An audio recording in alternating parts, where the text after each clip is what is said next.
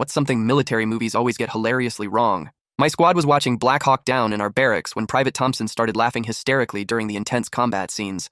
Everyone looked at him like he was crazy until he pointed at the screen and said, "Look at their gear. Their uniforms are spotless and their equipment looks brand new."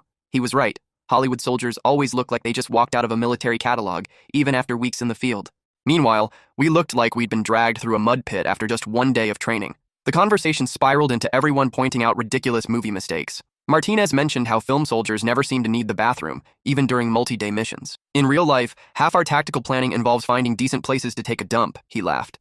Johnson added that movie soldiers always have perfect radio communication and never deal with dead batteries, static, or equipment that randomly stops working for no reason. We'd spent 3 hours that morning trying to get our radios to work properly during a simple training exercise. But the thing that really got us going was how movies show soldiers casually carrying unlimited ammunition and never worrying about weight. Thompson pulled out his calculator and started figuring out how much all the gear from a typical action movie would actually weigh. This guy's carrying 6 weapons, 2,000 rounds of ammo, explosives, and somehow still running up mountains, he said. In reality, we complained about carrying an extra water bottle, and our packs felt like they were loaded with concrete after a few miles. The best part came when Sergeant Williams walked in during our movie critique session. Instead of telling us to shut up, he sat down and started adding his own observations. "You know what really kills me?" he said.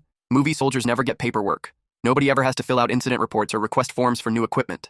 He told us about spending 4 months trying to get approval for new boots while Hollywood heroes just magically have whatever gear they need. By the end of the movie, we'd created a drinking game based on military movie inaccuracies. Every time someone's uniform was too clean, equipment worked perfectly, or a soldier didn't complain about something, we'd take a sip.